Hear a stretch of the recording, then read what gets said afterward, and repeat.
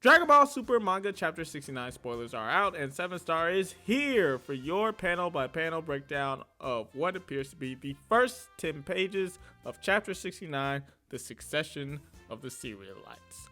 So, on the first page, we see Granolah's home planet, the modern-day Planet Cereal, as Granolah arrives and makes his descent.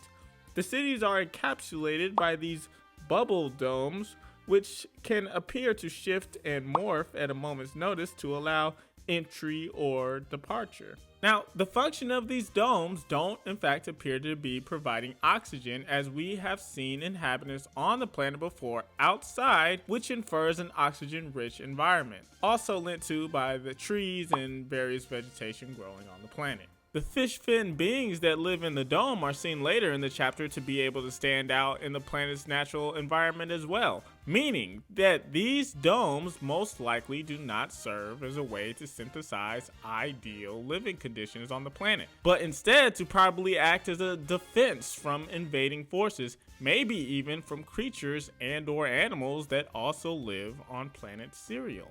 We also see that much of the architecture of the city is similar to that which was shown on Frieza's outpost back in Dragon Ball Z.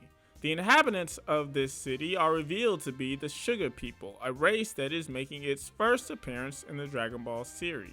They have fish-like fins on their faces and are by no means a physically dominating race, being that most, if not all, of their people are of short stature like that of a 6 to a 7-year-old child. They do, however, possess a more than capable level of intelligence, shown by Granolah, a man who has proven himself to be a loner, instead seeking assistance from a sugar engineer, enlisting their help for repairs on his ship.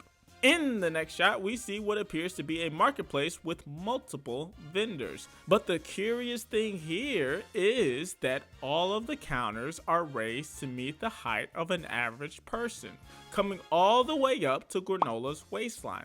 From this, we can assume that the Sugar People's home doubles as an intergalactic marketplace, accommodating a wide range of visitors, short and tall, that may be traversing through their galaxy. Granolah's interaction with the Sugars are cordial. The engineer and shopkeeper are very friendly and personable, even going so far as to give Granolah an extra item free of charge.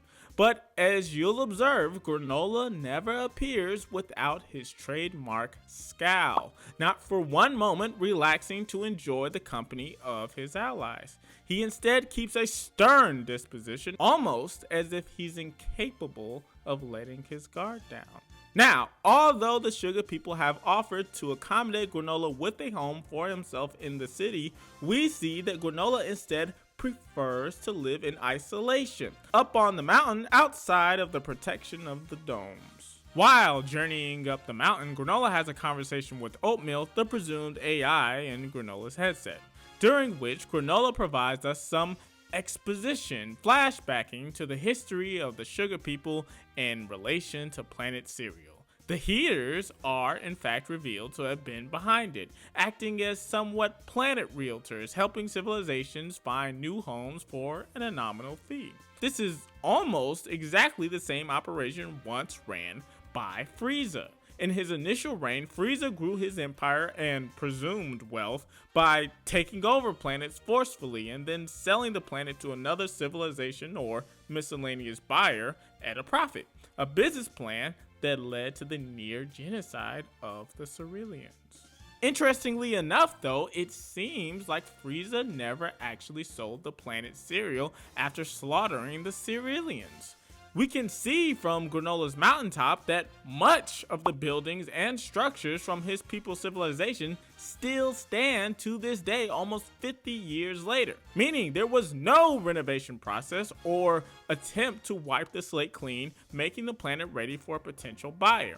Perhaps taking over Planet Cereal was not just business for Frieza, but instead a demonstration of might or assertion of authority, killing an entire civilization not for monetizable gain, but instead for pure bloodlust. The Heeters, however, seem to be all about business, as the Sugars treat Elec with the same candor as they do Granolah. They're grateful for their Heeters' assistance and couldn't be more pleased with how things have turned out. You see, the lines of good and evil have been blurred throughout the short run of this Dragon Ball arc, creating many interesting dynamics when a character isn't seen as just a hero or just a villain. A theme of moral ambiguity, so to speak, that connects throughout just about all of the main characters. The Heeters aren't just some group bent on galactic rule, they also technically help the Sugas and others like them create an opportunity for a better life. When it all comes down to it, perhaps Goku and Vegeta won't have such an easy decision to make when it comes to who is right and who is wrong, as Dragon Ball takes a more mature approach to storytelling, leaving behind a world of good and evil and stepping more so into a world where there is only the strong and the weak. One last thing worth pointing out on this hilltop is that the Cerealian ruins are noticeably just outside the reaches of the bubble domes. The planet seems to be pretty big from the outside, so why was the construction of the new city built so close? This could be because, like many great civilizations in our own world history, these cities are located next to an invaluable natural resource that makes it the ideal location. Adding on to that, it could also be that the rest of the planet isn't as lush as shown here in this area.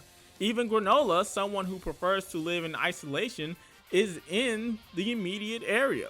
The rest of Planet Cereal could in fact be a wasteland, not fit for any living beings, which could also be the reason why Frieza saw no monetary gain to be made with the planet. Sure, it seemed like a good idea at first, but once they saw the rest of the planet, the conquest was seen as a loss.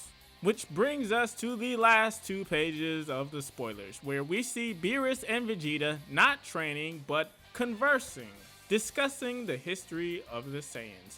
Beerus questions Vegeta about the Saiyan sins as a people and the countless planets they left in the wake of their warpath.